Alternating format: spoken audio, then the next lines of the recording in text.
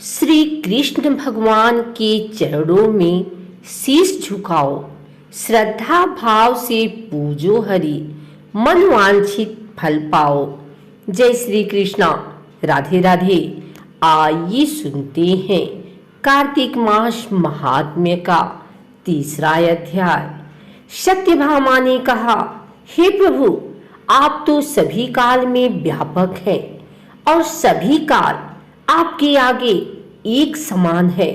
फिर यह कार्तिक मास ही सभी मासों में श्रेष्ठ क्यों है? आप सब तिथियों में एकादशी और सभी मासों में कार्तिक मास को ही अपना प्रिय क्यों कहते हैं? इसका कारण बताइए। भगवान श्री कृष्ण ने कहा, हे भामिनी, तुमने बहुत अच्छा प्रश्न किया है।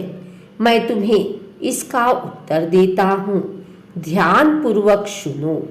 इसी प्रकार एक बार महाराज वेन के पुत्र राजा पृथु ने प्रश्न के उत्तर में देवर्षि नारद से प्रश्न किया था और जिसका उत्तर देते हुए नारद जी ने उसे कार्तिक मास की महिमा बताते हुए कहा, हे राजन, एक समय शंख नाम का एक राक्षस बहुत बलवान एवं अत्याचारी हो गया था।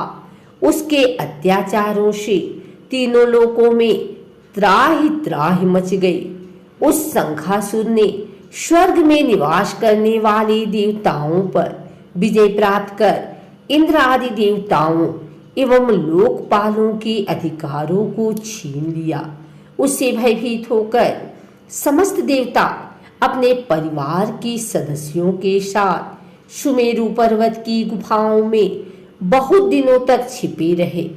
तत्पश्चात वे निश्चिंत होकर सुमेरु पर्वत की गुफाओं में ही रहने लगे।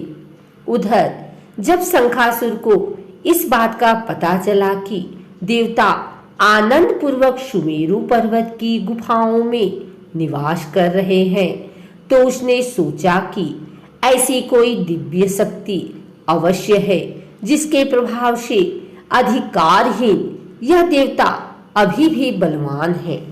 सोचते सोचते वह इस निर्णय पर पहुंचा कि वेद मंत्रों के बल के कारण ही देवता बलवान हो रहे हैं।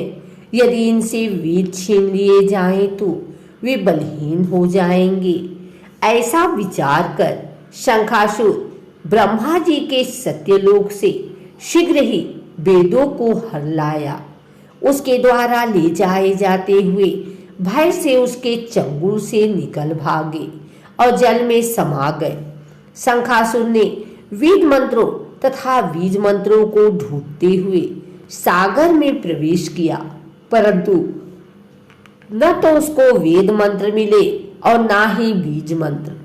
जब शंखासुर सागर से निराश होकर वापिस लौटा तो उस समय ब्रह्मा जी पूजा की सामग्री लेकर सभी देवताओं के साथ भगवान विष्णु की शरण में पहुंचे और भगवान को गहरी निद्रा से जगाने के लिए गाने बजाने लगे और धूप गंध आदि से बारंबार उनका पूजन करने लगे।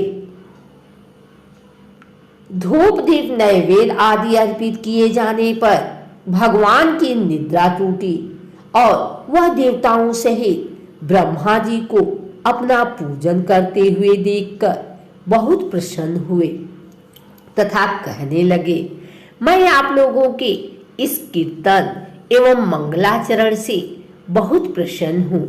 आप अपना अभीष्ट वरदान मांगिए, मैं अवश्य प्रदान करूंगा। जो मनुष्य अश्विन शुक्ल की एकादशी से देवोत्थान एकादशी तक ब्रह्म मुहूर्त में उठकर मेरी पूजा करेंगे, उन्हें तुम्हारी ही भांति मेरे प्रसन्न होने के कारण सुख की प्राप्ति होगी। आप लोग जो पाद्य, अर्घ्य, आचमन और जल आदि सामग्री मेरे लिए लाए हैं, वे अनंत गुणों वाली होकर आपका कल्याण करेगी। शंखासुर द्वारा हरे गए संपूर्ण वेद जल में स्थित है।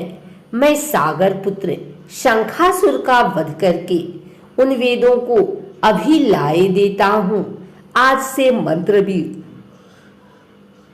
और वेदों सहित में प्रतिवर्ष कार्तिक मास में जल में विश्राम किया करूंगा। अब मैं मत्स्य का रूप धारण करके जल में जाता हूँ। तुम सब देवता भी मुनीश्वरों सहित मेरे साथ जल में आओ। इस कार्तिक मास में जो श्रेष्ठ मनुष्य प्रातः काल स्नान करते हैं वे सब यज्ञ के अवभृत स्नान द्वारा भली भांति नहा लेते हैं। हे देवेंद्र, कार्तिक मास में व्रत करने वालों को सब प्रकार से धन, पुत्र, पुत्री आदि देती रहना और उनकी सभी आपत्तियों से रक्षा करना। हे धनपति कुबेर, मेरी आज्ञा के अनुसार तुम उनके धन धान्य की वृद्धि करना, क्योंकि इस प्रकार का आचरण करने वाला मनुष्य मेरा रूप धारण करके जीवन मुक्त हो जाता है। जो मनुष्य जन्म से लेकर मृत्यु पर्यंत विधि पूर्वक इस उत्तम व्रत को करता है वह आप लोगों का भी पूजनीय है।